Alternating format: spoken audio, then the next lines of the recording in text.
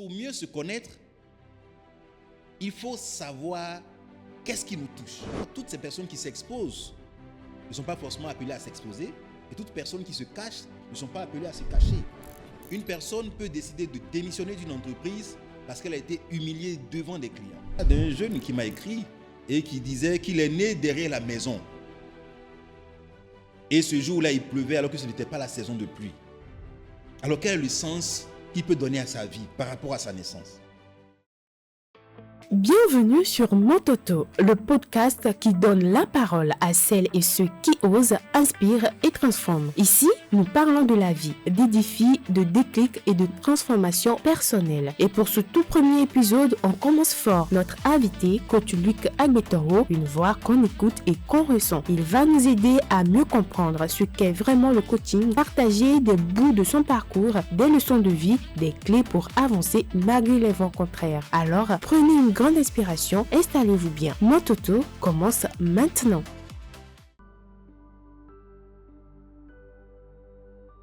Alors merci, bonjour à tous. C'est déjà pour moi un plaisir et un bonheur d'être avec vous pour échanger sur des questions qui sont transversales à toute notre vie. Je suis Luc Agbetoro, je suis juriste de droit privé, je suis aussi consultant, formateur et coach professionnel en développement personnel et leadership. Je suis aussi chef d'entreprise et enseignant dans les universités privées et publiques du Togo. Alors, la question de savoir ce qui m'a poussé au coaching. Je pense que c'est d'abord à la base une histoire personnelle au cours de laquelle j'avais constaté que dans mon évolution, je manquais d'un élément essentiel, c'était la confiance et l'estime de moi. Et durant mon parcours académique, j'avais eu besoin de me faire accompagner ou de voir des modèles d'aînés qui me montrent le chemin. Et mais ma timidité, ma réserve m'ont fait rater beaucoup d'opportunités. Et lorsque j'ai eu l'opportunité de rentrer à l'université, de faire la vie associative, j'ai découvert des personnes magnifiques qui m'ont aidé à prendre confiance en moi, à reconstruire mon estime de moi. Et depuis lors, progressivement, avec mon ascension au sein de l'organisation, je me suis rendu compte que beaucoup de jeunes pouvaient rater des opportunités simplement parce que ces jeunes n'ont pas un accompagnement ou un accompagnateur. Et donc, je me suis lancé dans le désir de conseiller, d'orienter tous les jeunes qui venaient vers moi pour avoir des informations sur comment prendre des décisions, comment changer le cap de leur vie. Et progressivement, on m'appelait coach, on m'appelait conseiller. Voilà comment j'ai commencé le métier. C'était de façon informelle. Je suis juriste à la base, je le rappelle. Mais je me rends compte aujourd'hui que nous avons autour de nous beaucoup de personnes qui jouent le rôle de coach sans s'en rendre compte. Donc j'ai bien voulu par la suite professionnaliser le métier. Et après des séances de formation, des accompagnements, je suis devenu coach formateur. Et depuis quelques années, j'accompagne beaucoup de jeunes au Togo, au Burkina, en Côte d'Ivoire, au Bénin, au Mali, ainsi de suite, à reprendre confiance en eux, parce que pour moi, il n'y a rien de plus important que le potentiel humain. Et s'il n'est pas développé, c'est un gâchis, un vrai gâchis pour la jeunesse et pour la société tout entière.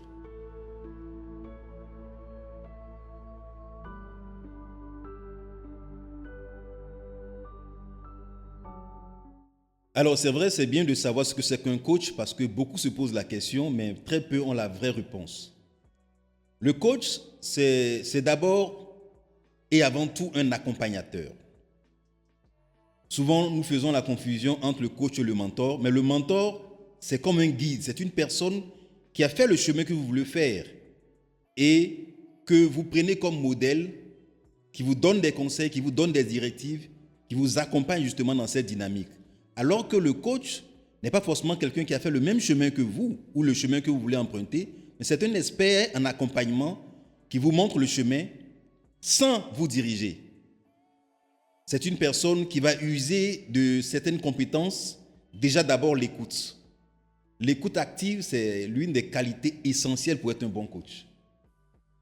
Être disposé à écouter sans parler, à écouter sans préjugés, et au-delà de cela, à procéder à du questionnement. Parce que à travers le questionnement, nous recevons beaucoup d'informations qui nous aident à accompagner le coaché. Il y a un troisième élément qui est important dans le rôle du coach, c'est de responsabiliser le coaché. Parce que le coach n'est pas un dieu, il n'a pas la science infuse. Il se permet de responsabiliser le coaché dans son désir de grandir. Et le dernier élément qui est important, c'est de respecter l'autonomie du coaché. Parce que le coaching parfois donne l'impression que le coaché est incapable de prendre des décisions tout seul. Et à chaque besoin de décider, le coaché a envie d'appeler son coach pour avoir son avis. Et ça, ce n'est pas le rôle du coach. Le coach n'est pas toujours présent pour décider à la place du coaché, mais il est présent pour l'accompagner. Raison pour laquelle il doit respecter l'autonomie. Et je voudrais conclure sur cet aspect en disant que lorsque vous prenez le mentor, par exemple, il est perçu comme un guide. Et le guide, quand vous prenez le cas d'un guide touristique, le guide est devant les touristes et il leur montre le chemin.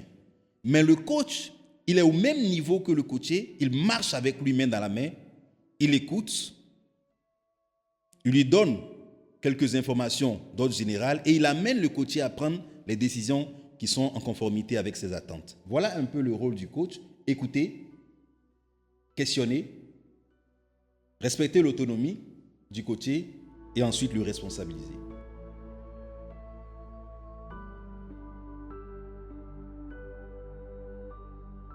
Voilà, beaucoup de gens pensent que le coach est un pasteur. Non, il faut comprendre aujourd'hui que l'Église a eu besoin ou a besoin aujourd'hui des coachs parce que pendant longtemps, à travers les confessions que nous prenons, nous nous rendons compte que les prêtres, les pasteurs écoutent beaucoup de soucis des populations.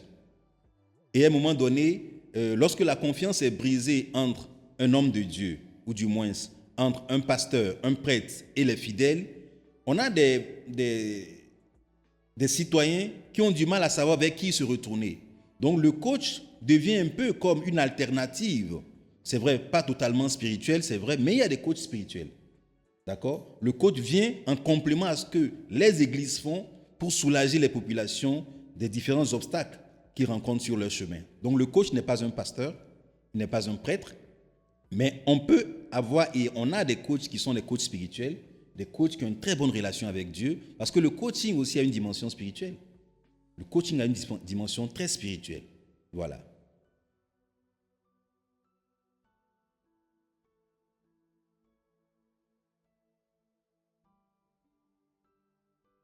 Premièrement, c'est un besoin vital que de se connaître.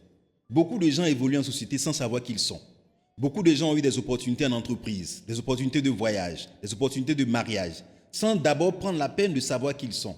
Or, savoir qui on est nous ramène à nos racines, à nos valeurs, à nos principes de vie.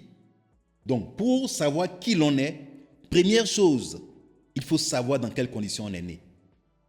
Beaucoup de gens sont nés, mais sans savoir dans quelles conditions ils sont nés. Dans quelles conditions est-ce que je suis né? Dans quelles conditions mes parents étaient quand on m'a mis au monde? Deuxième information qu'il faut avoir, en dehors de l'information relative à son moment de naissance, c'est de savoir le sens de son nom et de son prénom. Parce que derrière notre nom, notre prénom, il se cache notre identité vraie. Il y a des noms qui nous desservent. Il y a des noms qui nous servent. Donc, ma question à ceux qui nous suivent, c'est de savoir, est-ce que vous savez le sens de votre nom? Moi, le nom de famille Agbetoro signifie la parole de l'homme ou l'histoire de l'homme. Et lorsque j'ai découvert le sens de mon nom, j'ai commencé à m'aligner par rapport à ma mission de vie. D'accord? Il y a des noms qui vous propulsent vers votre mission de vie, mais il y a des noms aussi qui vous éloignent de votre mission de vie parce qu'on a des parents qui ont donné des noms à leurs enfants sous le coup de l'émotion ou juste pour répondre à une voisine qui avait juré par A plus B qu'elle n'allait jamais enfanter. On a des noms vraiment difficiles à suivre ou des noms vraiment bizarres qu'on donne aux enfants par pure émotion ou par désir de rivalité. Donc faites attention au nom que vous portez, cela peut vous servir comme vous desservir.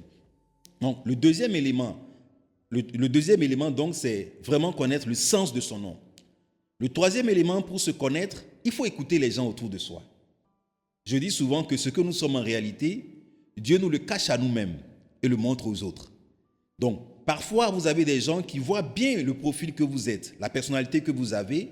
Ces personnes vous le disent, mais par fausse humilité, on refuse de l'accepter.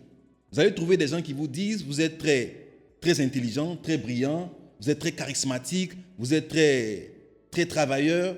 Mais le danger avec l'humain, c'est que on préfère ce qui est négatif, nourrir ce qui est négatif, que les paroles positives qu'on nous adresse.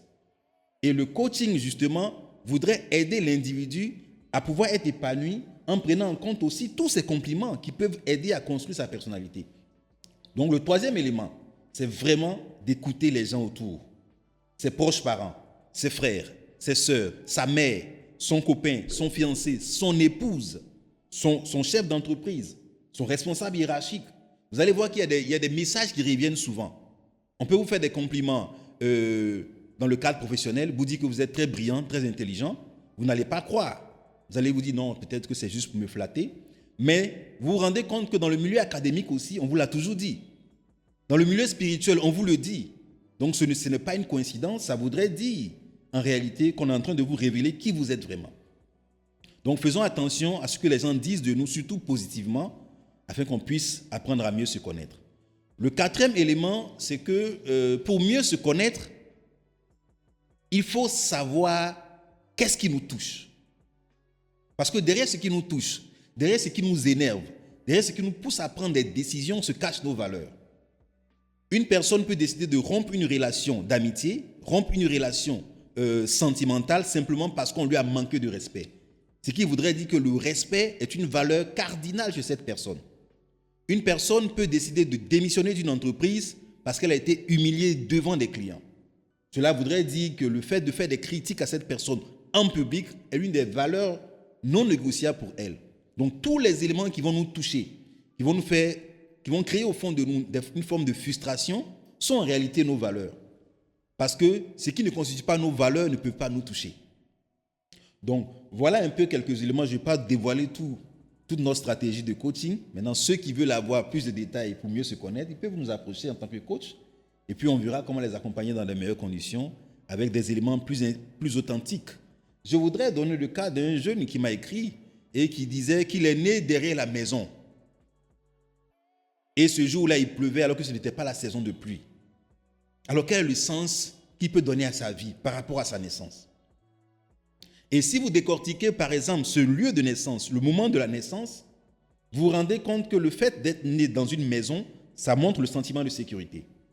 Ensuite, derrière la maison, cela voudrait dire que cette personne, elle est appelée à évoluer de façon discrète, à vivre cachée. Si elle veut bénéficier des opportunités de la vie et de la grâce divine, elle doit tout faire pour vivre cachée. Il y a des personnes qui sont bénies lorsqu'elles vivent cachées parce qu'elles sont en harmonie avec leur étoile. D'autres sont bénies lorsqu'elles sont exposées. Voilà pourquoi toutes ces personnes qui s'exposent ne sont pas forcément appelées à s'exposer et toutes personnes qui se cachent ne sont pas appelées à se cacher. La preuve, on insiste sur le fait que lorsqu'on est une lumière, il ne faut pas vivre caché. Il faut vivre de façon visible pour éclairer les autres. Vous voyez? Et le fait qu'il soit né à un moment donné où on n'est pas en saison de pluie et que malgré cela, ce jour-là, il pleuve, ça voudrait dire que lui, quels que soient les moments de sa vie, il aura toujours la bénédiction. C'est une personne qui vit de façon autonome face à la vie. À la seule condition qu'elle sache vivre cachée pour que les bénédictions la rejoignent. Peu importe les moments. Et je vais terminer en donnant par exemple le cas de la Covid. Lorsque pendant les moments de Covid, beaucoup d'entreprises ont fermé, cette personne-là, elle, même malgré le moment de Covid, elle va prospérer. Parce que peu importe les saisons, elle est appelée simplement à respecter les conditions dans lesquelles elle est censée évoluer afin de bénéficier de la grâce divine. Voilà un peu la lecture que j'ai faite de ce cas. Et j'estime que chacun de nous est né dans un cas bien spécifique et c'est important d'approcher un coach afin qu'on puisse vous aider à mieux décortiquer cela.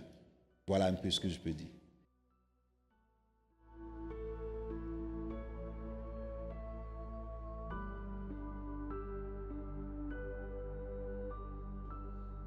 Alors, ce qu'on ignore, c'est que les réseaux sociaux créent de graves conséquences sur la vie des jeunes en général, mais aussi des adultes en particulier. Si je prends déjà sur l'aspect psychologique,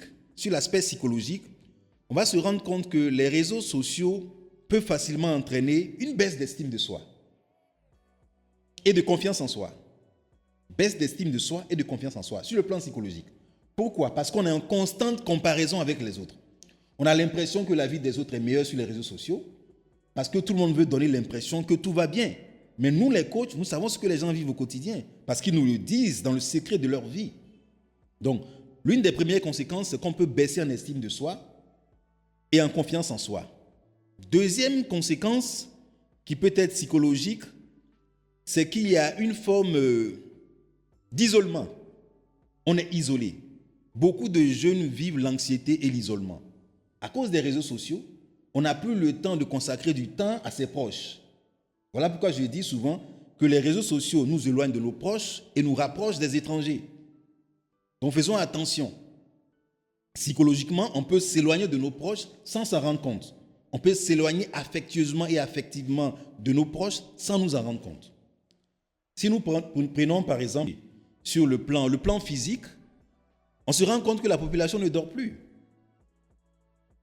Jusqu'à minuit, 1h du matin, on a des lives. 2h du matin, vous vous demandez à quel moment les gens dorment. Donc il y a le trouble du sommeil comme conséquence physique. Une deuxième conséquence, c'est aussi les difficultés visuelles. On a des problèmes maintenant avec les yeux parce qu'on est toujours accroché au téléphone, à l'ordinateur. On n'a plus le temps de regarder autre chose. Donc ça, c'est la deuxième conséquence sur le plan physique.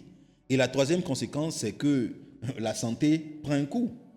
On a des personnes qui dorment avec le téléphone branché.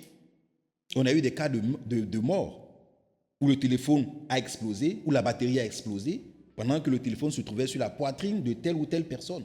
Donc pour les jeunes, c'est très important de faire attention. Sur le plan académique, je vais aller plus loin. Sur le plan académique, on constate une baisse des résultats. Baisse de concentration. On n'a plus assez de temps pour se concentrer pour les études. On fait 10 minutes d'études, on veut aller sur Facebook, on veut aller sur TikTok, ainsi de suite. Et on n'a pas le temps de se consacrer réellement aux études. Vous voyez? Sur le plan professionnel, avec l'avènement de l'intelligence artificielle, très peu de jeunes réfléchissent par eux-mêmes. Et c'est ça le danger. On est plus intelligent qu'on ne le pense. Mais si on met l'utilisation de l'intelligence artificielle au devant de notre intelligence personnelle, on aura l'impression qu'on n'est pas intelligent. Et si on n'a pas préparé des interventions, on aura l'impression qu'on n'a pas les réponses, ce qui est faux. Donc, l'utilisation de l'intelligence artificielle associée aussi aux réseaux sociaux font que le jeune ne fait plus d'efforts de réflexion. Voilà. Et maintenant, sur peut-être le plan de façon générale sociale, on a une difficulté à gérer les émotions. On devient plus sensible, hypersensible, plus colérique. Et puis, on ne veut pas être dérangé par les autres. La vie sociale a diminué. On n'a plus le temps de visiter les parents.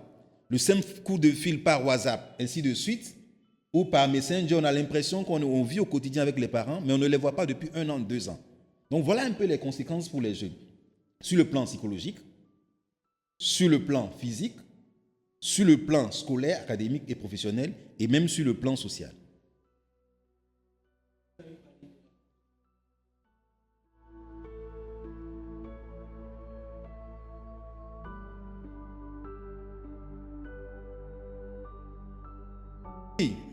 Comment est-ce que les réseaux sociaux, l'utilisation abusive, on s'entend, l'utilisation abusive peut avoir un impact sur la confiance en soi? Déjà, il faut comprendre ce que c'est que la confiance en soi. La confiance en soi, c'est le fait d'avoir une assurance au fond de soi qu'on détient les compétences et les qualités pour faire face à une situation. Vous voyez un peu?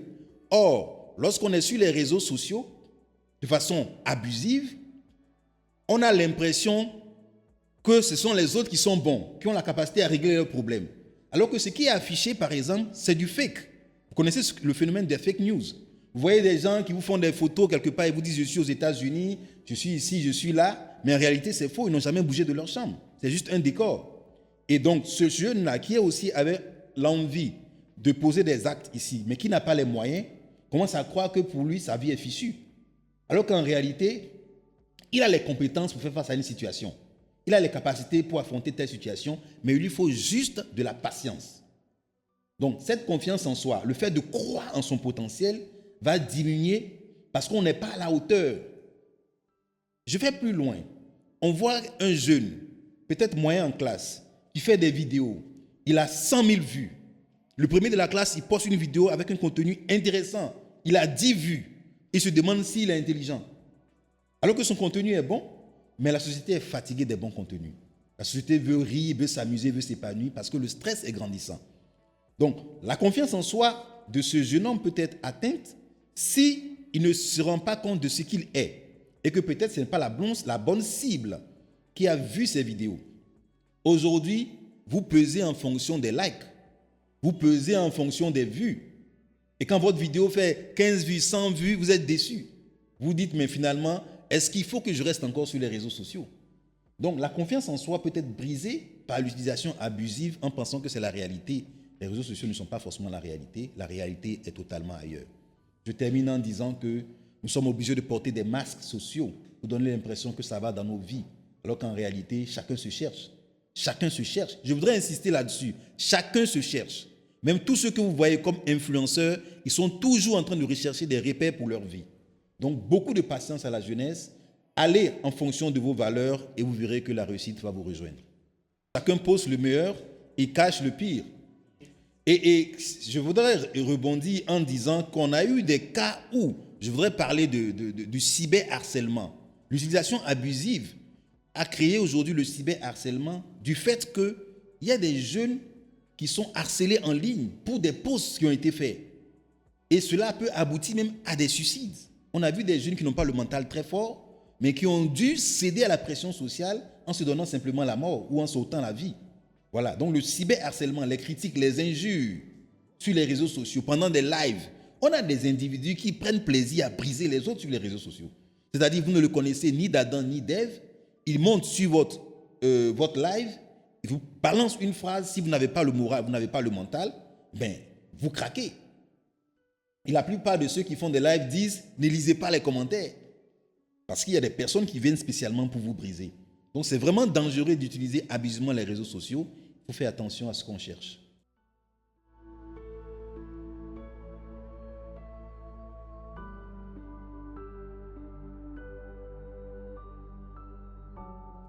Déjà, quand une personne se sent perdue, il y a deux éléments. On peut être perdu parce qu'on n'a plus de stratégie pour avancer. C'est-à-dire, je suis sur mon chemin, c'est vrai.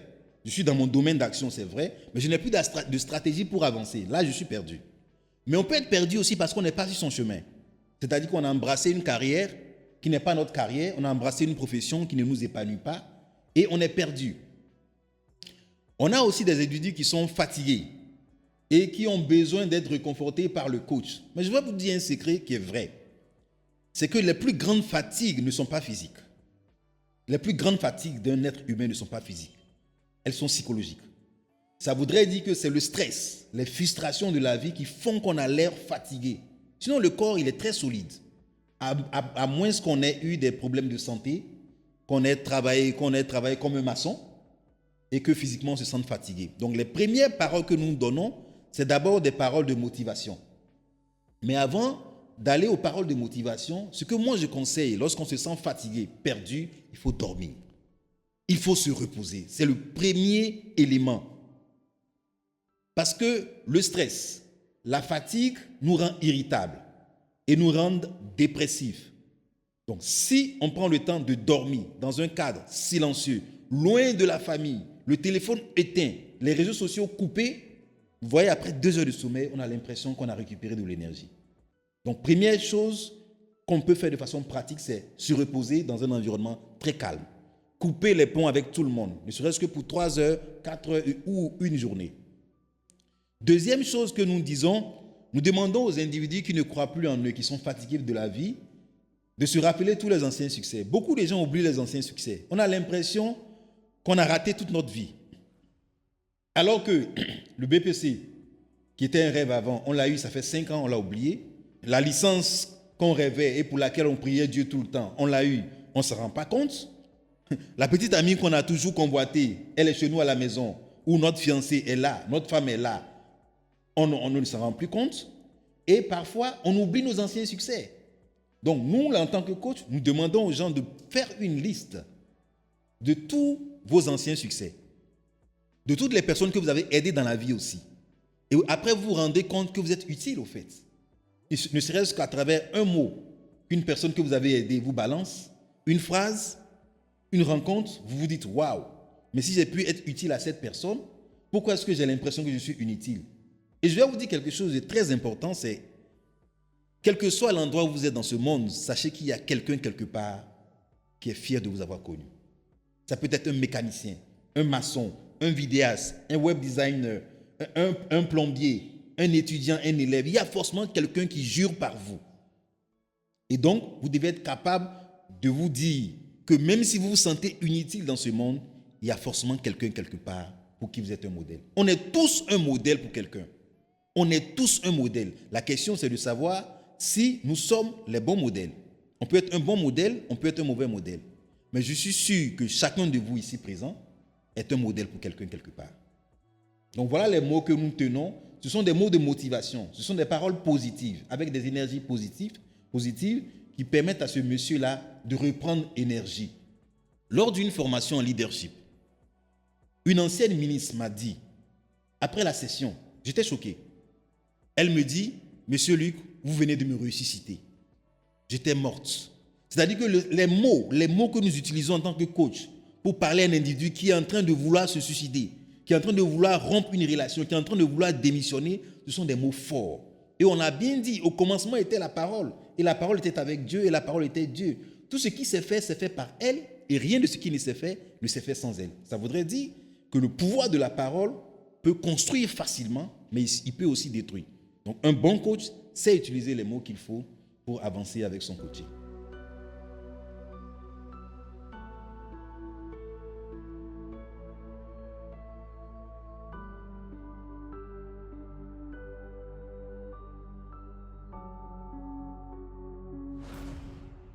Alors merci, c'est vrai qu'on a tous vécu des moments difficiles, certains de façon isolée, d'autres de façon collective. Et moi, je peux dire que l'un des moments difficiles que j'ai vécu, c'était la transition. La transition qui devait m'amener au pays. Parce que je suis né en Côte d'Ivoire, comme je l'ai dit, j'y ai grandi, j'ai fait des études primaires et secondaires, et il se trouve qu'après les études, je devais rentrer au pays.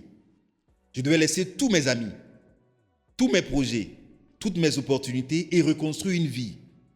Et ça, c'était des moments très difficiles psychologiquement parce qu'on était encore très jeunes. Il fallait partir, laisser derrière.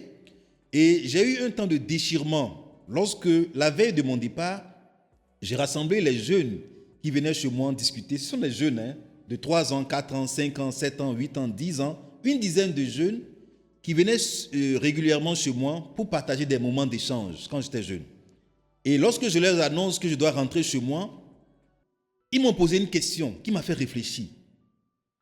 Il y a un jeune qui me dit, mais monsieur, chez vous, c'est où? Parce qu'il m'a toujours vu en Côte d'Ivoire, il m'a vu grandir. Pour lui, je suis ivoirien.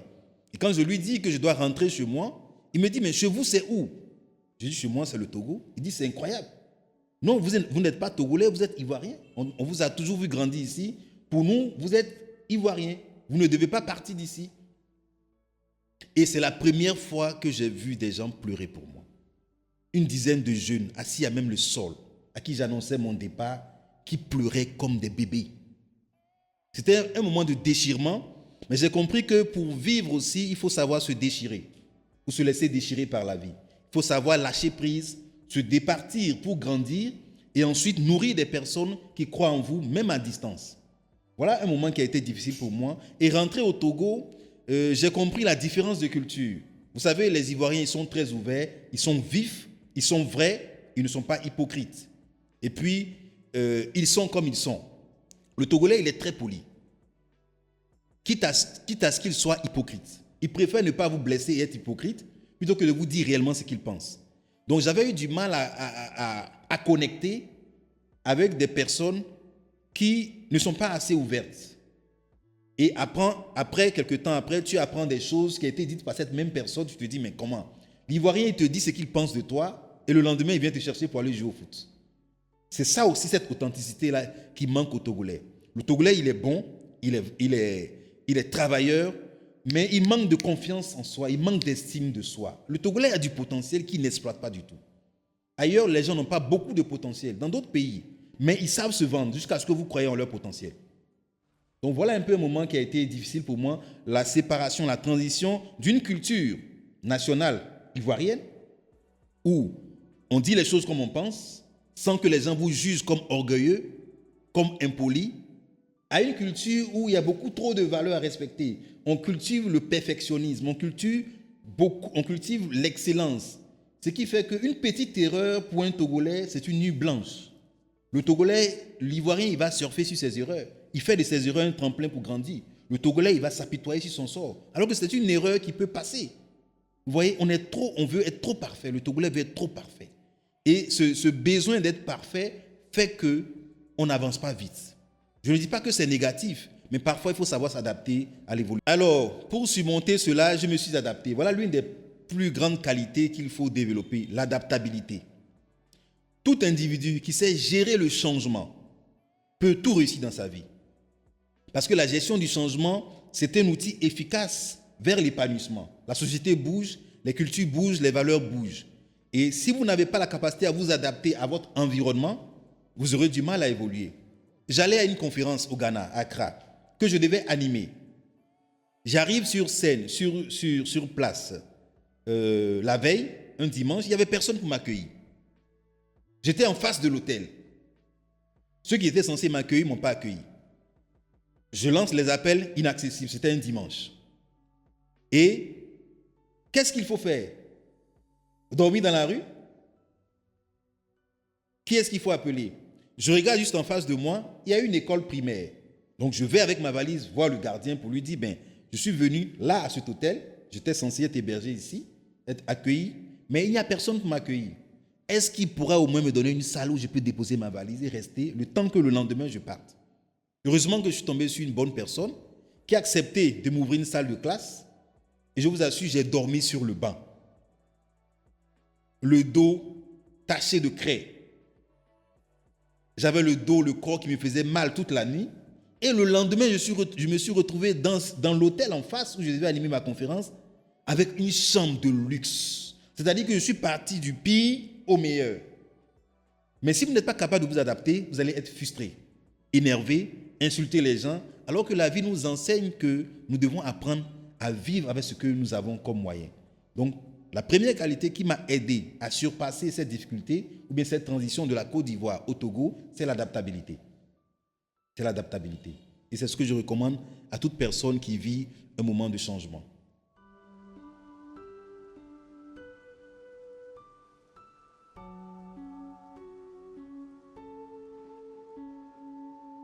C'est une très belle question.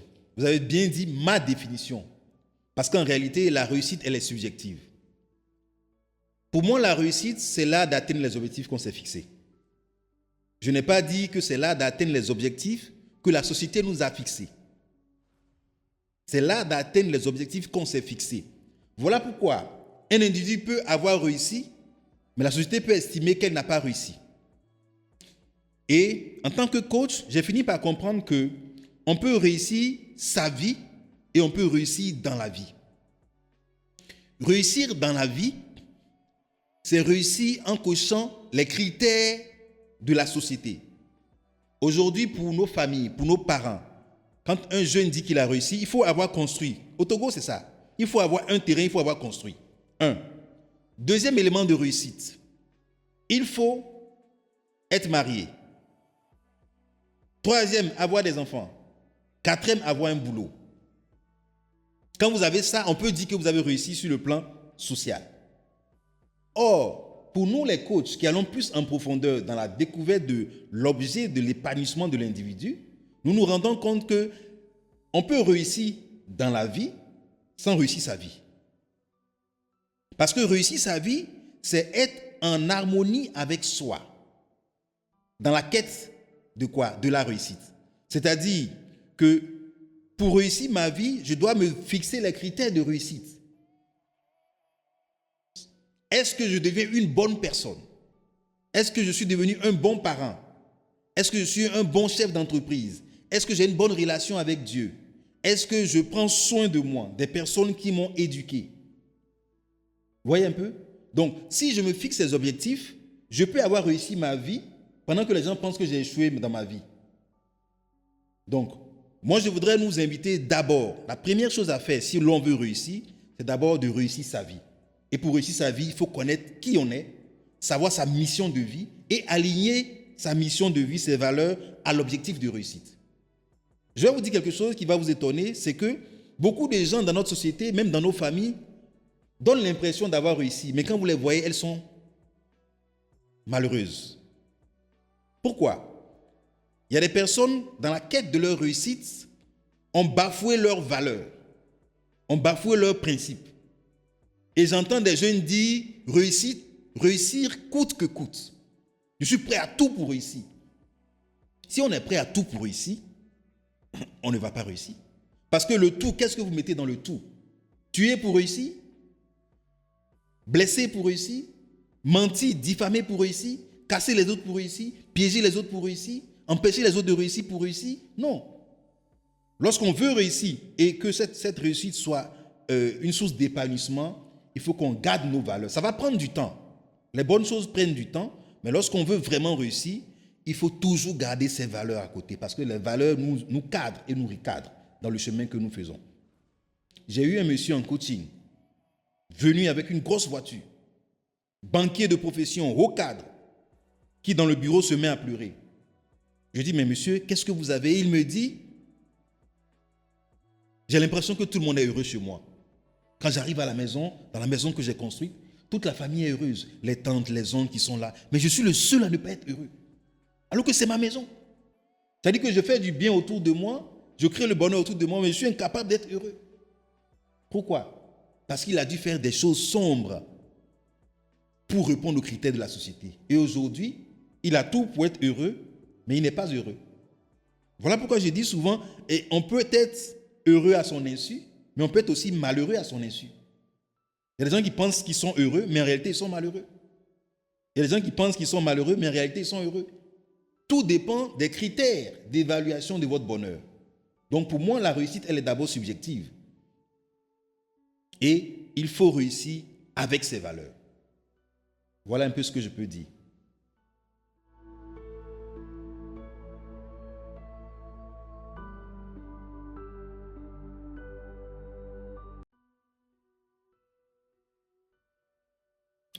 Merci. Moi, je voudrais d'abord dire merci au cabinet Midec Consulting pour cette opportunité qui m'est offerte d'échanger sur des valeurs qui sont essentielles.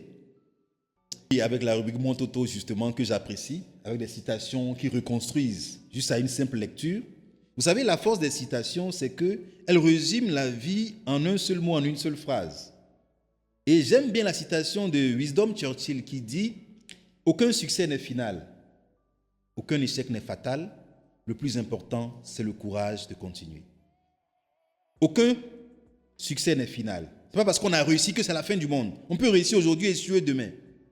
Aucun échec n'est fatal. Ce n'est pas parce qu'on a échoué aujourd'hui que notre vie est finie. Mais le plus important, c'est le courage de continuer quand on échoue, le courage de continuer quand on réussit. Parce que même quand on réussit, quand on est au sommet, vous savez, le plus dur n'est pas d'arriver au sommet. Hein. Le plus dur, c'est de rester au sommet.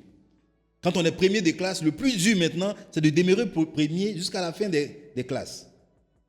Quand on est chef d'entreprise, c'est de demeurer chef d'entreprise jusqu'à la fin. Donc, c'est cette citation que j'adore beaucoup, que j'aime. Et puis, j'ai une deuxième citation qui m'a été donnée par un de mes coachs, parce que moi aussi j'ai un coach. Comprenez très bien que nous avons tous besoin d'un coach. Ce n'est pas parce que nous sommes des coachs que nous n'avons pas des problèmes que nous traversons. Mon coach m'a dit un jour, je voudrais le saluer au Germain, au passage, M. Germain Dodor. Il a dit que à quoi ça sert à un homme de rester dans un coin du monde quand le monde tout entier vous appartient? Ça voudrait dire, à quoi ça sert à un individu qui a du potentiel de rester dans un petit coin de sa chambre, de son monde, alors que tout le monde entier a besoin de lui, de voir son talent exploser? Pourquoi ne pas voir l'international? Pourquoi ne pas visiter d'autres opportunités ailleurs? C'est une citation qui m'a beaucoup marqué, que j'ai gardée à vie. et que je voudrais aussi partager avec vous. Donc, je vais terminer avec ma propre citation. J'aime dire bien souvent que pour se faire remarquer, il faut se démarquer. Si vous voulez être remarqué par des gens qui vont vous propulser devant les scènes, il faut déjà vous démarquer. Et on ne peut se démarquer que lorsque on prend son travail au sérieux. Comme ces caméramans, comme ces vidéastes, comme tous ces monteurs qui sont autour de moi, qui prennent à cœur le travail qu'ils font. C'est la culture de l'excellence, la patience, le travail bien fait et toujours l'humilité dans le travail. C'est à travers l'humilité qu'on apprend des autres. Et quand vous allez atteindre un certain niveau d'humilité, un certain niveau d'apprentissage, un certain niveau d'excellence, vous allez sentir que vous êtes épanoui. Et je termine en disant que l'épanouissement ou le bonheur que nous cherchons, en réalité, c'est l'appel de notre âme. Notre âme a soif d'être épanouie. Et chaque fois que vous allez poser un acte qui va vous élever, que vous allez ressentir au fond de vous, c'est votre âme qui vous dit merci pour la décision que vous avez prise d'être différent des autres. En tout cas, merci à chacun de vous pour cette opportunité. Merci à Miss Elda pour cette opportunité, la directrice générale. Merci à Lucien qui a coordonné ce podcast. Merci à tous ces techniciens qui gèrent la caméra et tout ce qui va se faire après. Que la grâce de Dieu vous accompagne et que plus de jeunes Togolais émergent au niveau régional et international. Merci beaucoup.